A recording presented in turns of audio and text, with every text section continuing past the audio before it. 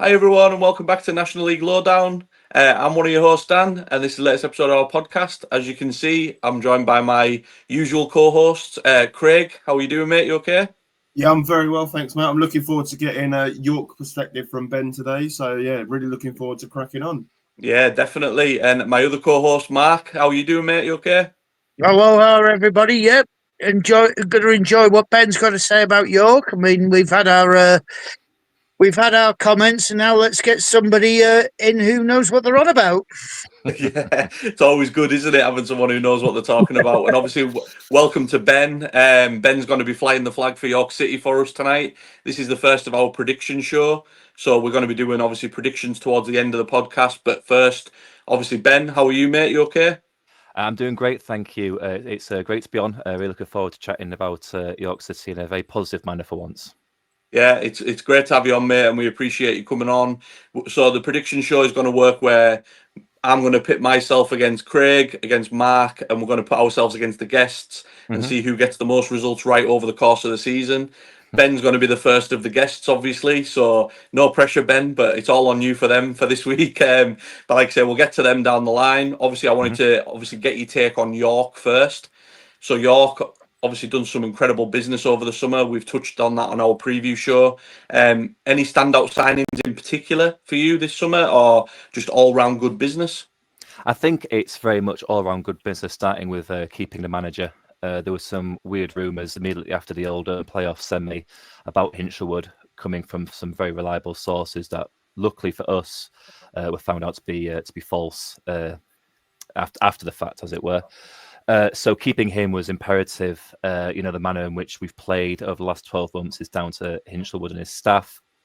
The signings last summer of Pierce and Felix, who was the club man of the year, they were obviously players for him at Worthing, as well as obviously our goalkeeper Harrison Mail. And a lot of our play starts at the back, starts with a goalkeeper. So keeping Hinchelwood, keeping that philosophy is probably the best signing of the summer, to be totally frank.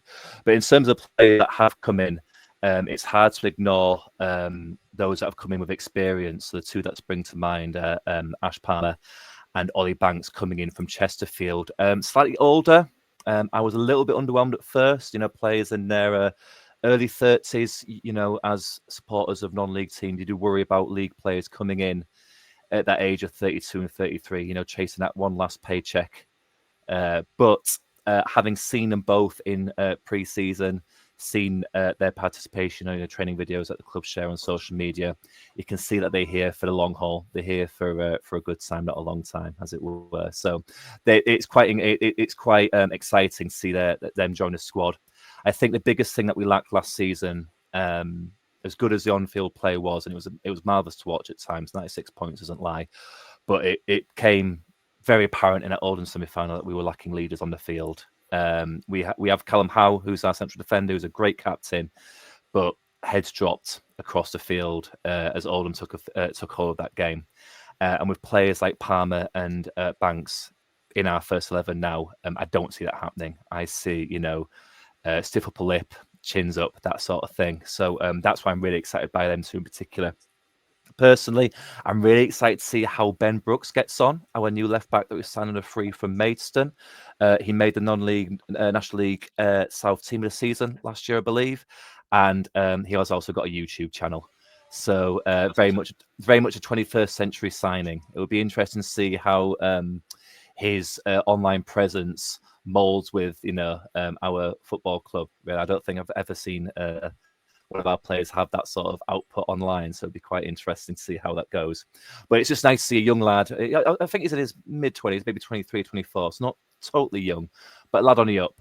It's always good to see a player on the way up as opposed to on the way down. So I see him making a left back spot his over the course of the next 12 months. And I'll be delighted to see where he goes, hopefully with us. But I think he's got a bright future in the game.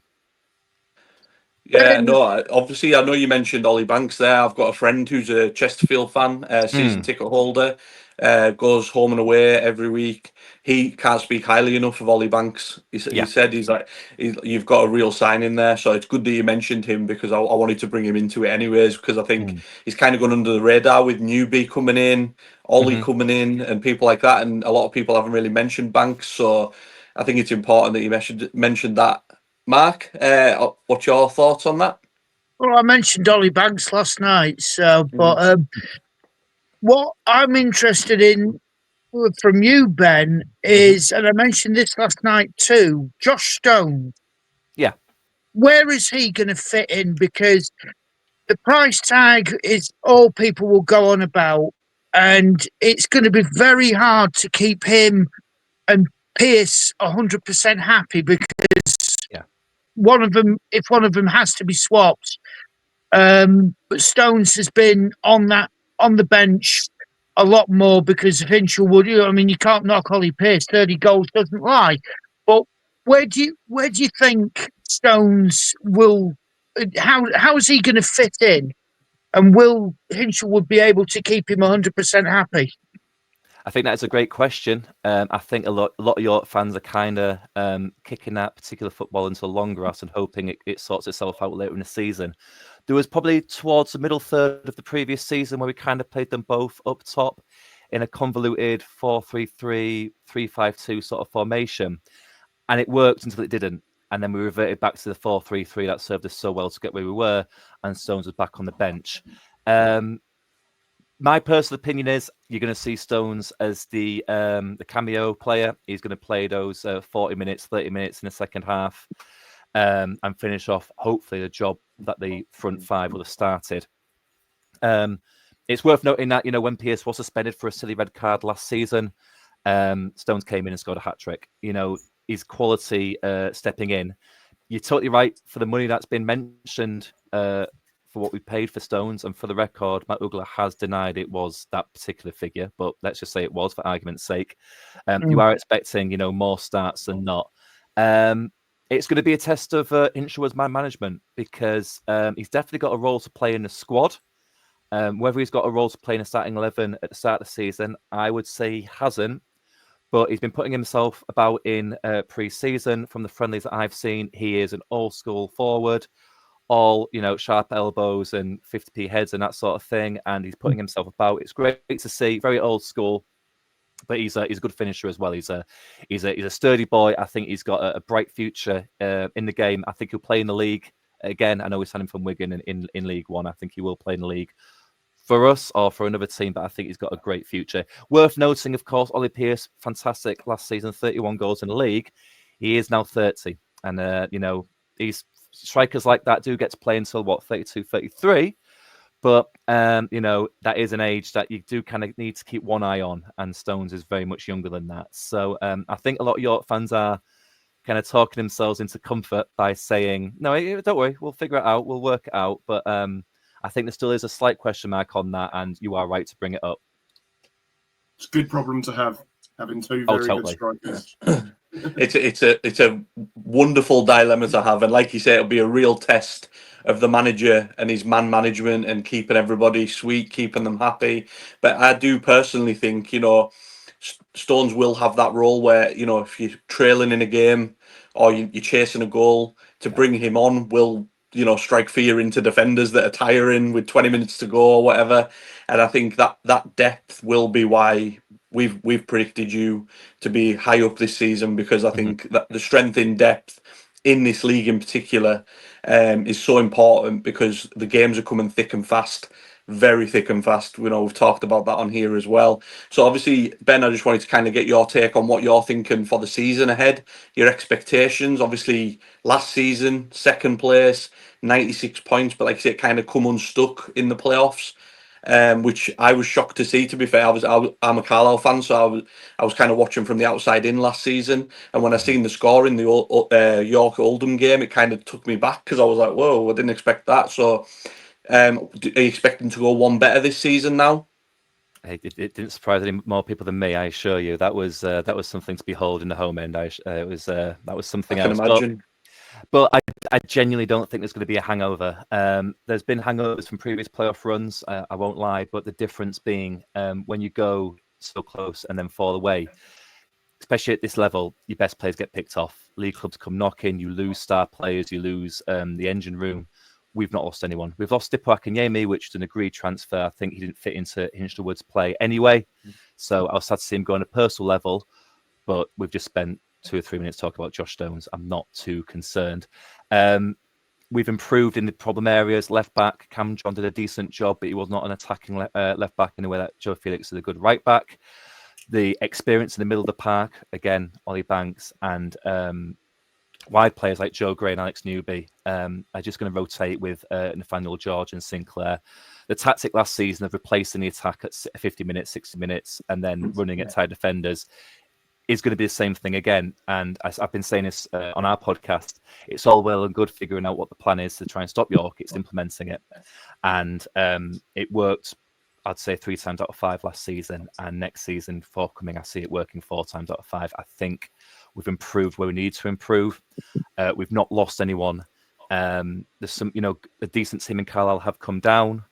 Some other teams around us, like Rochdale and Southend, improved in the right ways for definite. And we, keep an eye on them. And Lord knows what Forest Green are going to be up to, because that could go to either direction. Don't get Mark started. But I have to be really honest. I don't think if you want to interpret it as hubris, that's absolutely fine. But I do believe we're going to win the league. I think the quality is there. Keep the manager, keep him happy, because I think there's issues with the contract behind the scenes. Keep him happy, keep the staff happy, keep 95% of that playing staff happy. And winning teams do tend to stay in a good morale, don't they? I just think I can see maybe a slow start might hamper the confidence, but otherwise, I see York winning the league. Yeah, I mean, it doesn't come across anything like that to me. Like we done our prediction show previously.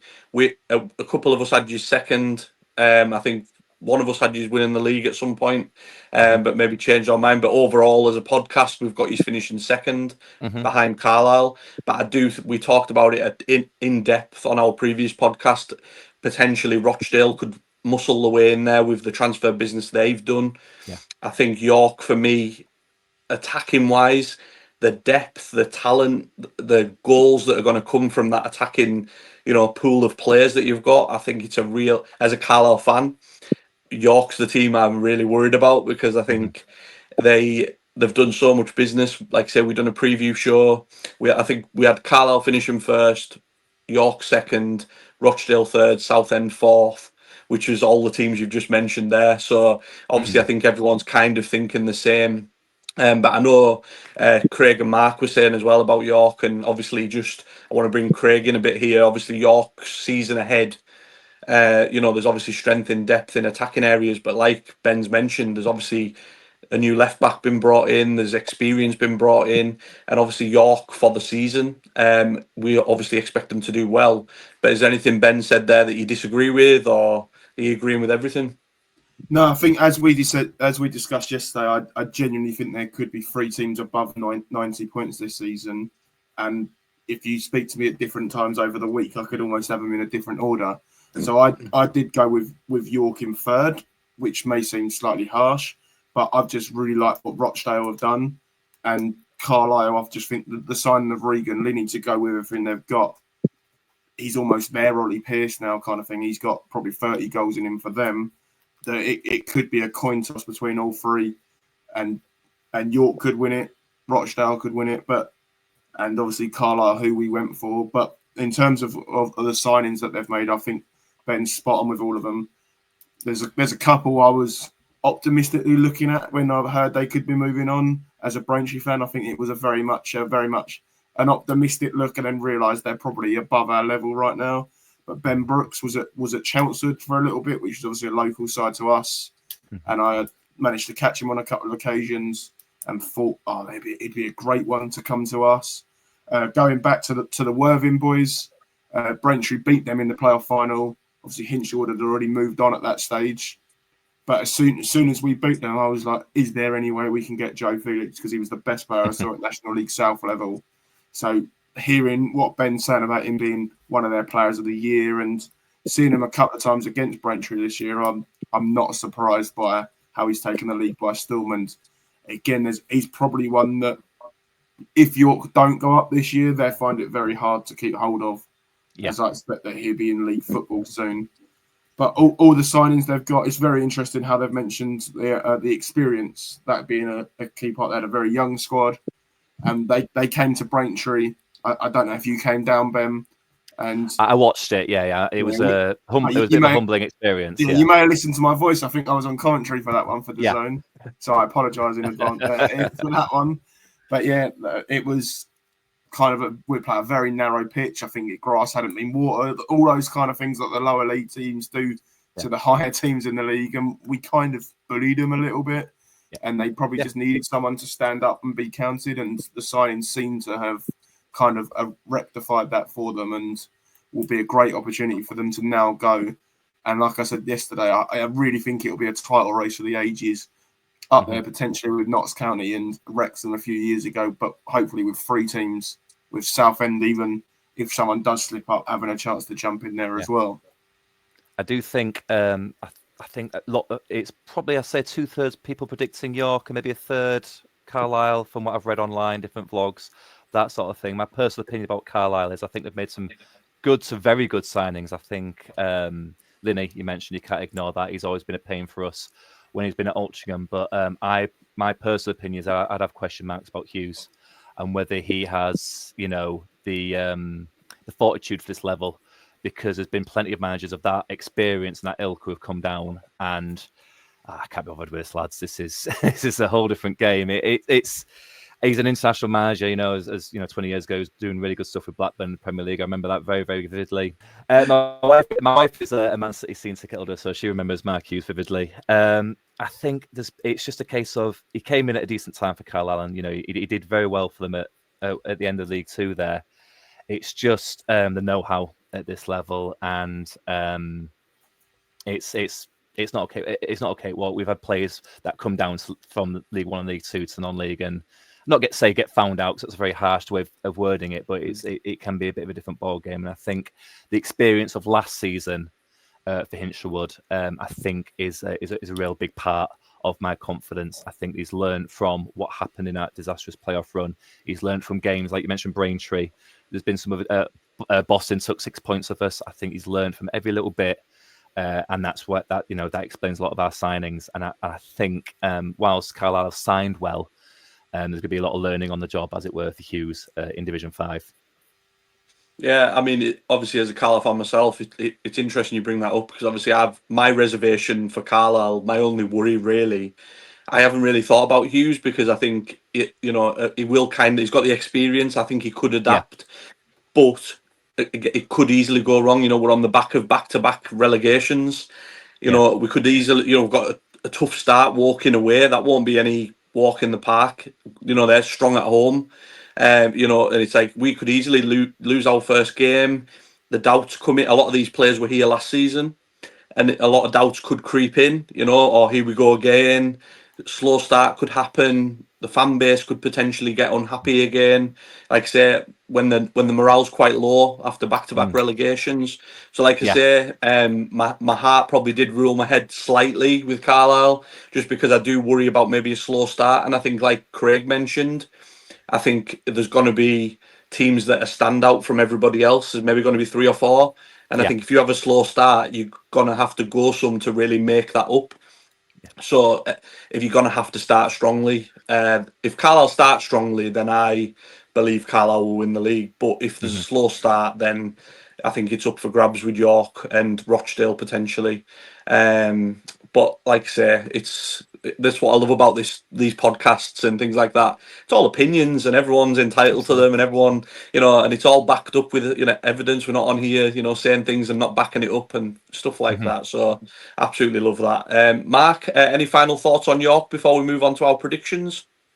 Well, you mentioned Ash Palmer, and that's a quality sign. I mean, he's done it all. Did it with Stockport, did it with Chesterfield. Banks, I mentioned last night. I think with York, let's take out Carlisle, Rochdale, Southend. Who do you think, Ben, ignoring the 3 I've just mentioned, who do you think might be there to rattle some cages and actually challenge York for for the position in the league? As we said before, if it goes right, Forest Green. But I think the biggest role of advice there is the manager. So what I said about Mark Hughes before, times that by 10, and I think Testify. I think that's agreed. Yeah, Mark's a massive fan for context, by the way. Yeah. I think it could go. He could get him. He did very well with Macclesfield, and I think he could, by all means, hit the ground running with Forest Green, and it could go really well. But he could also be walking into that training ground in December with a bag of meat in protests. It could go in that direction as well, you know. It's that sort of personality that he has, you know. And but as I say, if it goes right, it will really go right. So. Yeah, it's hard to say because I think teams that have always been in and around the playoffs, like your Gatesheads and Altrinchams, have lost players. And Gateshead have this weird ability of like losing their head and then another head grows up out of it and they become even better somehow. I'm not quite sure that's going to happen this time. So yeah, I think when you mentioned the teams that you're taking away there, like Rochdale and Southend and like Carlisle we've spoken about, there's going to be a surprise package somewhere in the playoffs, isn't there? You know, someone's going to come out of nowhere and do quite well. Eastleigh, maybe. Eastleigh, yeah. My co-host Simon, he has Eastleigh in the playoffs in his prediction. So did we. Yeah, fair enough. Blew my mind. So there'll be someone that I've not researched properly. That's going to come out of nowhere and make me look really stupid on our end of season review. Absolutely, but I guess when you've had the summer that we've had and you're looking at the other teams around us, you're kind of not really focusing too much on the dark horses. You're focusing on the horses. Yeah. Well, we've got something in common as well because of it raised a few eyebrows on the last podcast that we did, but John Askey. Yes. We share a common bond with John Askey being our former managers. How do you think he'll get on? Truro seemed a bit of an interesting place for him to land after he left Hartlepool because when he was with us, he was commuting from Cheshire. Now I don't know if he was still doing that at Hartlepool. That's he's I think he's Congleton based. Yeah, around that part of the world. So near enough to the SK postcode. And I've got to be honest, lads. We have Truro first away game of the season in the middle of August, and I did some idle Google mapping and northernrail.co.uk research, and I don't fancy 8 hours on that train. So that's from West Yorkshire. So never mind, across in Cheshire getting down there. Because they won South, didn't they? Truro. Have I got that right? Yeah, they did. Yeah. So teams that win the regionals tend to do reasonably well, I think, don't they? But it seems they're going to find it hard to get down there, and especially some of the part-timers that are still left around here. So I think I had them going down in my own prediction, but that might be just naive, lack of proper research. Oh, it's all the way over there. They can't, they'd be dragons. They can't be any good, sort of lazy punditry, as opposed to when you solid research. But the fact that Askey is there, I do find quite quirky and quite wholesome in a strange way. I've still got, very fond of Sir John and still thank him for our unlikely promotion to this league in 2022. So I bear him no ill will whatsoever. I hope Truro stay up because if we blow it again, then hopefully I can get there next season. But between me and you guys, hopefully not. Yeah, well, it's funny because obviously Mark's brought that up. We were doing our prediction show. We had a massive fluctuation in predictions. That's why Truro got brought up there. So the rest of us had them going down or around that area, but Mark had them finishing 8th. So there was a massive fluctuation in our predictions.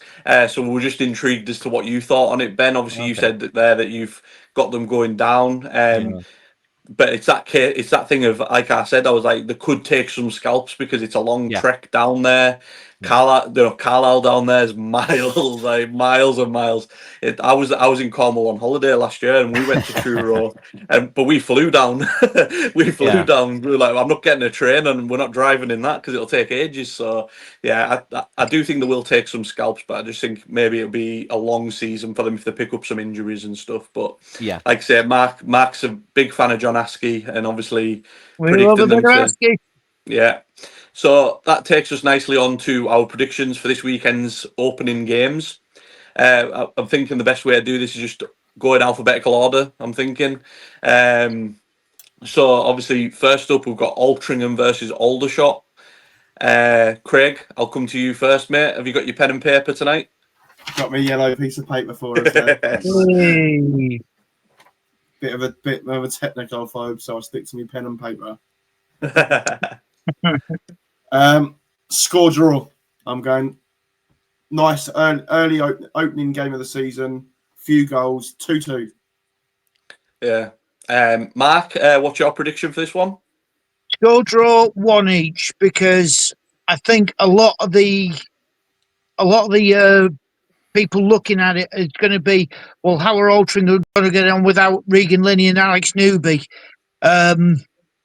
James Gale will score, but it's going to be 1 each because it is. Yeah. I mean, I'll go next because it's probably going to look like I'm copying everybody, but I had 1 each as well. I just think Altrincham's going to be, where are they going to, kind of stay this season after they've lost the best players? And then we talked about Aldershot last night, didn't we? Kind of what are they going to try and do this season? Are they going to try and win the FA Trophy, or are they going to try and focus on maybe pushing up the league? Get the priorities right. Yeah, I just think it could be a case of neither of them will want to get beat first game, and that's why I think it'll be a draw. Ben, what have you got for this one, mate? I think Craig swayed me there. I like the look of a Desmond. I think 2-2. I think a nice open game, bit of fun. Neither team really learning anything about it, except they don't know where they're going to land this season. So I think 2-2. Yeah, it's pretty unanimous, isn't it? I think so. We all know it's going to be 4-3 and an absolute exciting thriller for everyone to watch, isn't it? We just know.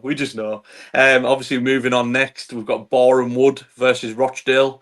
Mark, I'll come to you for this one first, mate. What have you got for this one? 3-1 Rochdale. There's going to be a lot. Again, it's going to be focusing on the striker, old Manny D, or yes, Ray, however you pronounce it. Apologies if it doesn't sound right. But they'll be looking. Boreham Wood are going to be looked at as a whole. What are they going to do? Obviously, Luke Garrett's there, but I think Rochdale is going to be a little bit too strong for them. Yeah, Ben, what's your predictions for this one, mate? I echo a lot of that, actually. I think Rochdale will hit the ground running, and I think people are still trying to work out what Boreham would want to do after bouncing back after unexpected relegation. Got a decent manager, but I think there'll be still some, hands feeling around in the dark on this one. So I'm going to go Rochdale 2-1. Yeah. Craig, what have you got for this one, mate? Yeah, Boreham Wood will start strong. They feel confident coming back up, but eventually the quality of Rochdale will shine through. So mirroring Ben again, 2-1 Rochdale. Yeah, and I'm going to go for the third in a row on that. I've got 2-1 Rochdale as well. Obviously, I picked Manny D as one of my players to watch on the very first podcast I did. Moving there, proven at this level, scores goals. He's been scoring in pre-season. I think he could literally be the difference. I think Boreham Wood, like you say, will have the tails up. They're at home. First game back in the league, they will, put up a fight, but I just think they'll have too much quality for them, like the guys said. Next up, we've got Brackley versus Eastleigh. I'll come to you, Ben, first for this one, mate. What have you got for this one? Well, everyone else in the world is predicting Eastleigh's do well this season, so I'm going to take a little bit of that drink, if that's okay. So I think Brackley. It's about time they came and joined us up in the National League, isn't it? After all them failed playoff runs, so it's nice enough to have them here, but. I think they're going to struggle this year, and if everyone's earmarking Eastleigh for some success, I'm going to give them a good solid start. I'm going to go 2-0 to Eastleigh. Yeah, I'll follow that up as well, and I've got 1-0 Eastleigh.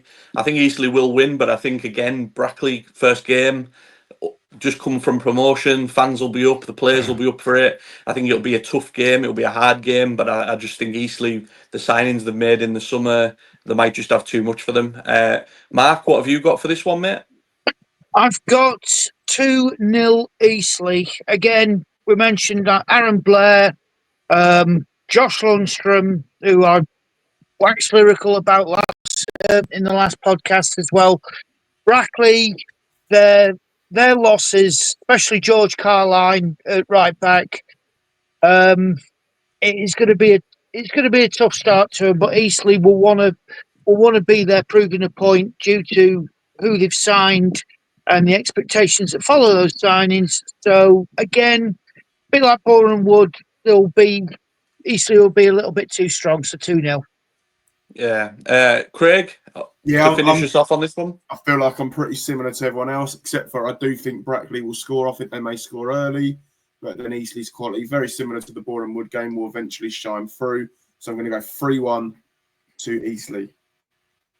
Yeah, like I say, I think we've kind of echoed each other's thoughts just with different score lines there, I think.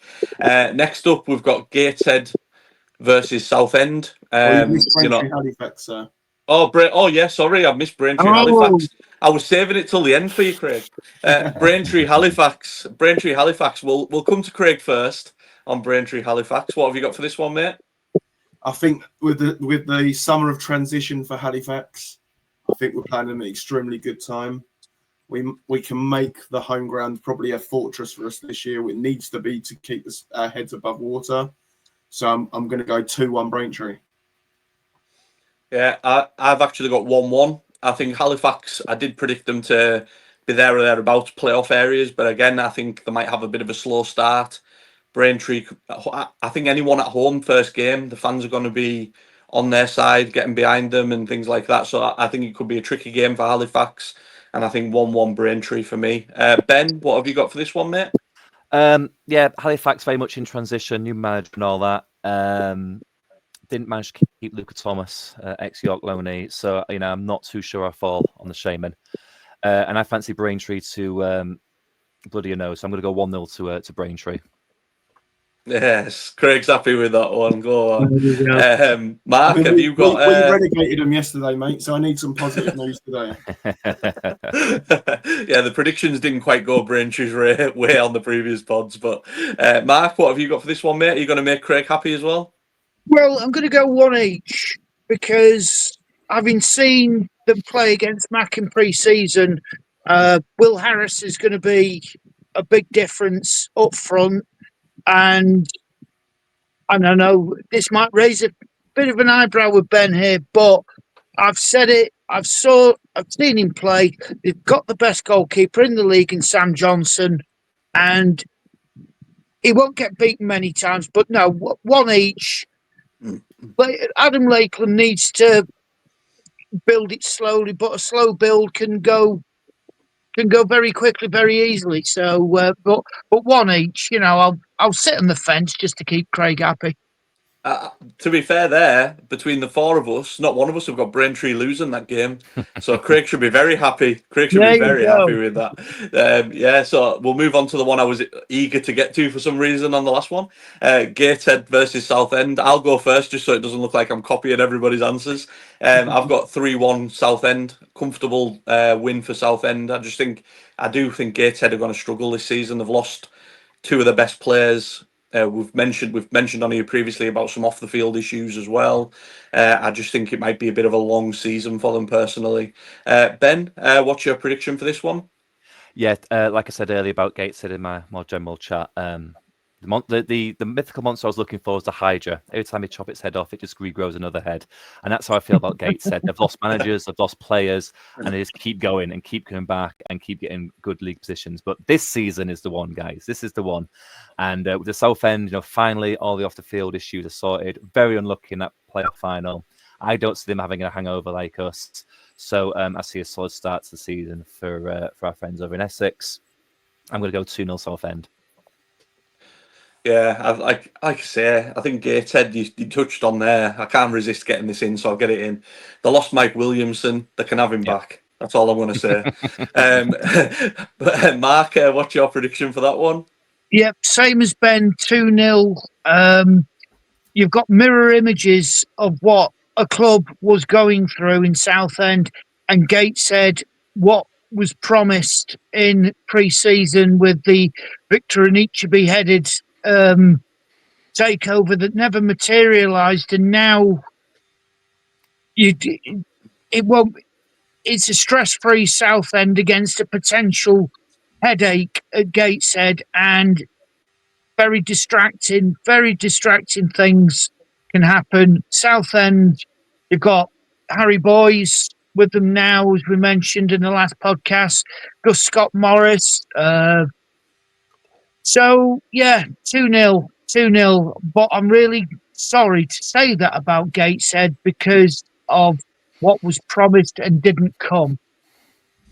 Yeah, no, like you say, I think you're right there. Craig, finally, what's your thoughts on that one, mate? I haven't really got too much to add on that one. I think you've all covered it really well. So I'll just give you my score, and it's exactly the same as the last two. It's 2-0 to Southend. Yeah, so again, pretty unanimous across the board there. So congratulations to Gateshead for their win on Saturday. We all know how that's going to go.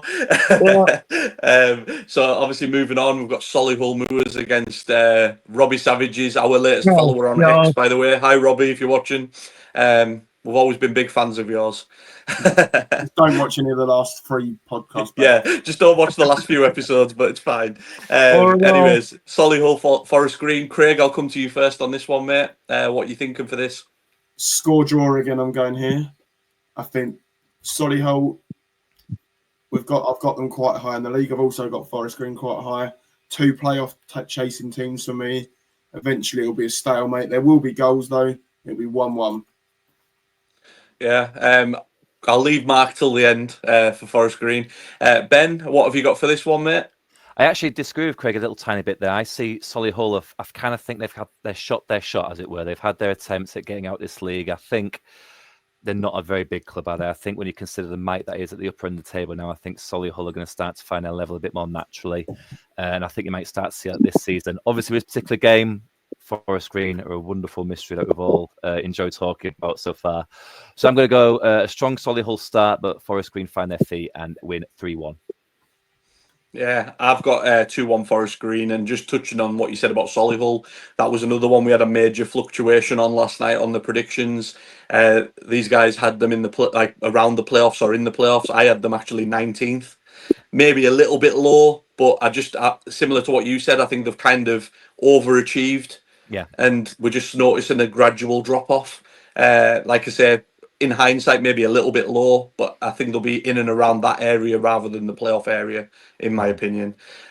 Mark, obviously, we'll go for you. What's your predictions for Robbie Savage's mighty Forest Green this weekend? 1-1, because 1-1. you've got Solihull, a club trying to find themselves again against Forest Green, who they don't want to spend too long creating an identity. They've got Nick Horton. That'll be a good signing. Yeah. But there's a lot of Neil Kengney, Craig Pemberton, Laurent Mendy. We miss you, Mac Laurent. And but they have to. Solihull had a disappointing season. They will not want to do that again. And then the flip side of it is Forest Green. You know, as the song goes, who are you? Who are you? You know, what side are we expecting this year? Yeah, and that's the type of game when you've got two personalities of clubs rather than the individuals. It's only going to end in a draw because they'll be putting the feelers out, looking to see how they're shaping themselves and thinking, right, this is how we go on from here. But it's finding themselves, but in very, very different circumstances.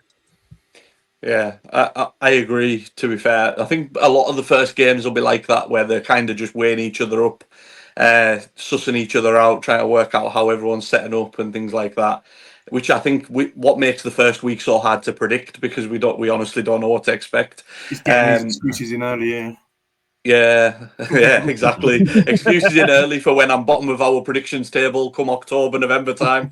What's that meme? Oh, I don't get nervous. Oh, I'm getting a bit shaky now, or something like that. But yeah, I think I'm getting the excuses in early. But yeah, so Tamworth Scunthorpe is next. Ben, I'll come to you first on this one. What have you got for this one? So think about this fixture. Obviously, Scunthorpe have come up from the north in the playoffs. Actually, of all the teams that you'd want to play on the opening day away, Tamworth would be down there as the one you don't want to face. You know what you're getting with Tonks and his long throw. It's not particularly attractive football down there, but it can work. You'd almost rather play a free-flowing attacking side, because at least you can counter it. You know, you can set up to counter. With Tamworth, you're getting an aggressive, disciplined team coming up against you. I think Scunthorpe might find it's a bit of a difficult opening game. So for that reason, I'm going to go for 1-0 Tamworth. Yeah, it's funny you should say that actually, because I thought exactly the same. I was like, I know if Carlisle, like we'll come to them shortly, but I was like, there's teams that you don't want to face first game, and Tamworth would be one of them. You're going to get that Tony Pulis style long throw, set pieces, and it can be an absolute nightmare for some teams.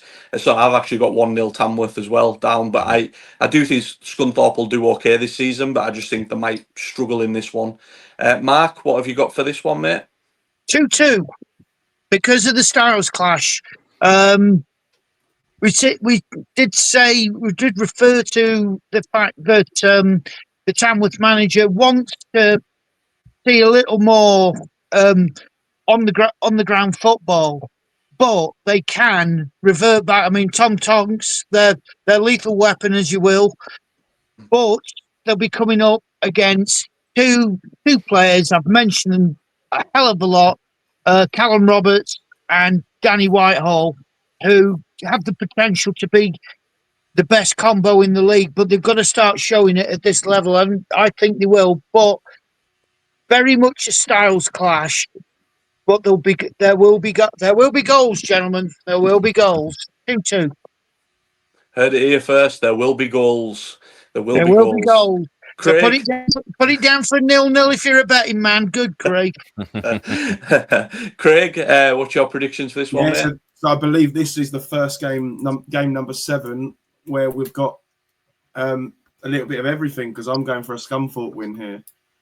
As we spoke about yesterday, I've actually got Tamworth to go down this year. I think the signings are showing maybe a change in style, and I think it might come back to bite them that the damage is done too early. So I think they're going to have a slow start while they're adjusting styles. I imagine Scunthorpe will be very heavily backed by their travelling support as well. So I think they're going to get off to a strong start for what is going to be a very good season for them back in the National League. So I'm going 2-1 Scunthorpe. Yeah, I like that because we've all got different ones. We've all kind of been similar, haven't we, so far? So it it's means nice to have somebody will get the right result to a degree. So someone will take over from everybody else if they get it right. So it won't be me anyways. So sorry, Ben, you're wrong. Seeing as we went for the same. Sorry, Ben. I'm letting you down, mate. I'm letting you down. Oh, well. Next game, we've got Wealdstone versus Truro. It's only fair that we start with Mark, seeing as he's going to get the keys to Truro if Truro make the playoffs this season. What's your predictions for this game, mate? 2-0 Truro, because Askey will have them all set up. At Mac, we were traditionally very good. We did have some good starts to the season. Wealdstone, will they still be the same from last season? You say about no hangovers from the playoffs, but you can have a hell of a hangover from trying to keep out of that bottom 4 as well. And Truro could capitalise on that. But yeah, I'm predicting a bright start for Sir John. 2-0 Truro. Yeah. Craig, what's your predictions for this one, mate? Wealdstone win.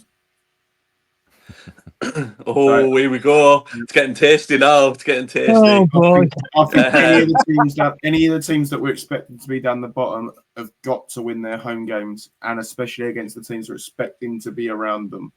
So I think it's far too early to call it a 6-pointer being opening day, but can they turn up at home on opening day, hopefully have a good following, and maybe creep over the line in a very nervous, cagey game, 1-0.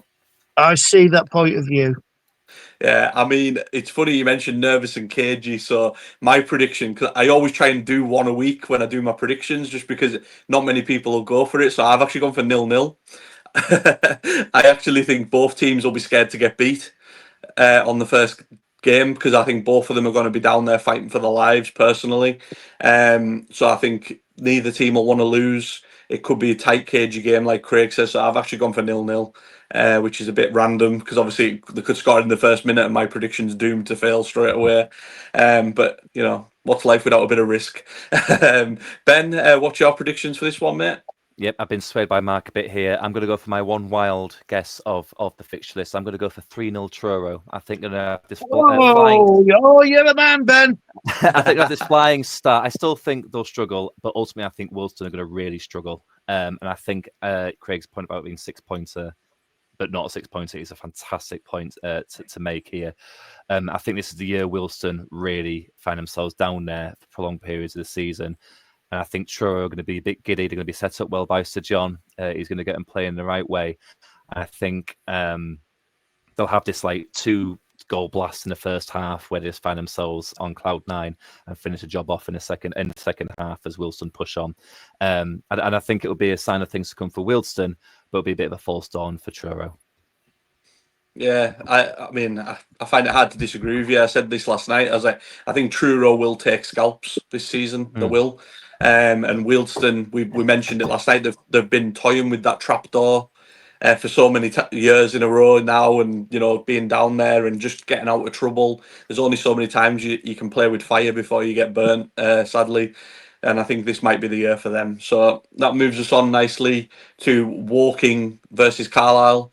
I'll start with mine, which is I've got Carlisle 2-0. I think it'll be a hard game. I think I've seen some Carlisle fans thinking it's maybe going to be a bit easier than they expect. But I actually looked up Woking from last season. The home form was really strong. It was their away form that let them down.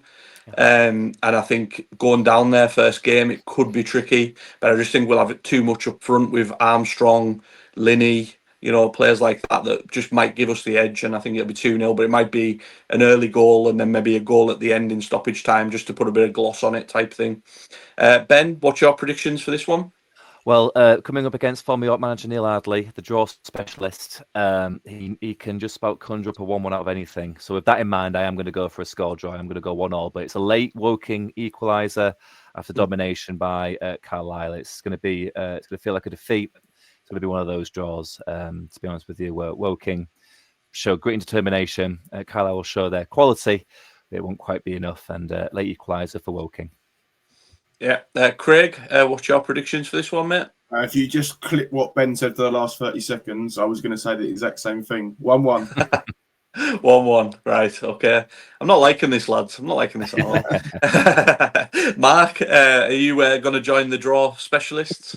No, I'm not, because it's going to be 2-1. Again, as Ben said about Woking's home form, they will be very, very hard to beat at home. They'll be looking to Regan Linney, Carlisle, but that game could see the resurrection of Luke Armstrong. And I think he will score. 2-1 Carlisle. 2-1 Carlisle, yes. Yeah. Thank you, Mark. Luke Armstrong to score. I've got faith in you, Luke. Yeah, I do think he's a bit of a forgotten man at Carlisle. I think Linney will be the headline grabber, but I think Armstrong could be a massive player for us this season. It's the forgotten players that can almost be the most dangerous. Yeah, I think he'll thrive under Mark Hughes, to be fair. I think he struggled under Williamson because he's not the striker to hold up the play and play nice passes and things like that. Whereas if they give him the service, he'll score. He showed that when he was at Harrogate Town. Yeah. So I think, definitely. So obviously next we've got Yeovil versus Hartlepool. Craig, I'll come to you first on this one, mate. What have you got for this one? I think Yeovil have started in the last week to get some good players through the door, but almost a pre-season after their pre-season for them now. So I'm expecting a slow start from them. So I'm going to go 2-0 Hartlepool with Alex Reid scoring. Yeah. Ben, what's your predictions for this one? Yeah, great shot on Alex Reid there. I totally agree with Craig. I think Yeovil, since their relegation, have become a bit of a forgotten team at this level. I don't think a big pan since they came back up. A big pan, so obviously they went down and back up again. I think they're just making up numbers. Certainly did last season. I think they could do the same this season. Hartlepool, interesting activity in the transfer market, but I think Reid's a very, very decent signing for this level. So I think they're going to have a solid start. Dark horse for the playoffs, perhaps, but yeah, I'm going to go with 2-0 as well to Hartlepool. Yeah, I've got 2-1 Hartlepool as well. I just think, like you say, Yeovil. I think they will pick up points. They'll be fine. They won't struggle, I don't think, but they'll just be kind of roaming around in mid-table, obscurity type thing. I think Hartlepool have made some good signings, like you mentioned, Alex Reid. There was a few others that we talked about on the preview show that we've done, and I think they'll just have a little bit too much on the day. Mark, what have you got for this one? 1-0 Hartlepool, and one of those signings, Danny Johnson. Danny Johnson to score, because everybody will be looking to Alex Reid. You know what he's done at Wealdstone. You know he's a double figures guy, but Danny Johnson's going to be there as well, and it'll be an interesting battle with Reid and Johnson up front. Who will get there, and that could, it could be an exciting season. But Yeovil, yeah, it'll be a sluggish start, but they'll get there. But they can't afford not to hang around and wait for a win. Yeah, I agree. And then lastly, we've got York versus Sutton. Obviously, we'll save Ben till the end for this. Craig, what's your predictions for York versus Sutton? Yeah, so for me, two teams that are going to be in the playoffs. Sutton obviously signed a lot of players early on in the window. We've discussed the pros and cons of that on previous podcasts. I do think they will be a strong side. I do think that'll be a good test for York, but I think York have got enough quality, so eventually they will win 3-1.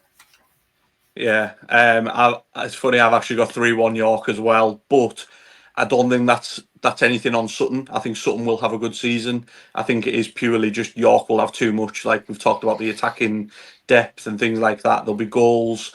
I think it'll be a good game of football to watch. I think I think Ben will be looking forward to it in particular, obviously. But I think there'll be goals, like I say. So I've got 3-1 as well. Mark, what's your predictions for this one? 4-0 York. I made my feelings about. You did. I made my feelings about their early transfer business and the fact that a lot of players might have just passed them by to add that bit more quality to Sutton. I made that perfectly clear. It could either be a basket of flowers or just a basket case. But York, the signings they've made, the players they've retained as well, Hinshelwood, I think this is going to be a game where York actually say, right, you've got your Carlisles and your Rochdales, but here we are. Yeah, 4-0. Yeah, like I say, I find it hard to disagree with anything you said there, Mark, to be fair, on York. Ben, we'll come to you, obviously, lastly here. Predictions for York against Sutton at the weekend? Well, I'd bite your hand off for Mark's prediction right now, but I actually don't mind the look of Sutton, to be honest with you. Decent summer, a really decent pre-season as well. Some good performances by all accounts in there. They're a good side, and the people on our social media and forums saying 3-0, 3-1, etc. I just don't agree with. Thank goodness they lost Will Davis and his wash bag after last season's incidents. That's all I will say. I'm saying 2-1 York. I think early goal for City, an equaliser before half-time, but we knock on the door repeatedly in that second half and then get the second goal. I don't see it being the running over that I think a few of you guys are referring to. But I do see York winning, but I don't think it's going to be the statement of intent that a lot of York fans would like to see. Yeah, like I said, we're unanimous there on a York win. We've just got different versions of how we think it's going to go, obviously. What we're going to do with our predictions is Craig's kindly put a graphic together. We'll do that. We'll get that put on our social media page. We'll be keeping track of how many points we get, who gets what right every week. We're going to have a different guest on every week representing guests. We'll see how badly I do. We'll see how well Mark and Craig do. But like I say, it's been another show that's just absolutely flew by. Absolutely, I think the excitement of the new season's taken over all of us. We can't wait to obviously get started. Thanks to Craig. Thanks to Mark for joining me as always. Been an absolute pleasure. And Ben, before we leave, obviously, where can we find you? Obviously, you've got a podcast. Tell us a little bit about that before we finish. Yeah, Same Old City is a podcast by myself and my co-host Simon. We're entering the difficult third season now. Finally got a new theme music, so everything's coming up. Millhouse for us over there. You can find us on the usual channels at Same Old City. I think it's Same Old City Pod actually, and we tend to speak to a lot of away team podcasts when it comes to our fixtures. So, you know, if you are a supporter of a rival, please do give us a follow, interact with us. We try and keep things as impartial as possible, except if you're an Oldham supporter. After some rather untoward business towards the end of last season.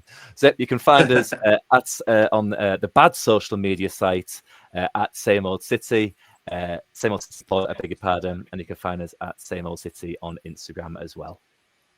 That's awesome, Ben.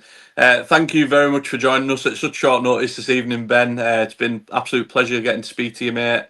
Good luck for the season. Hopefully not too much good luck, though. Hopefully not too much good luck, but, you know, hope you do okay. But yeah, thanks everyone for joining, and thanks everyone for watching. Take care, and we'll be back next week. Thank you, guys. See you all soon. Take care.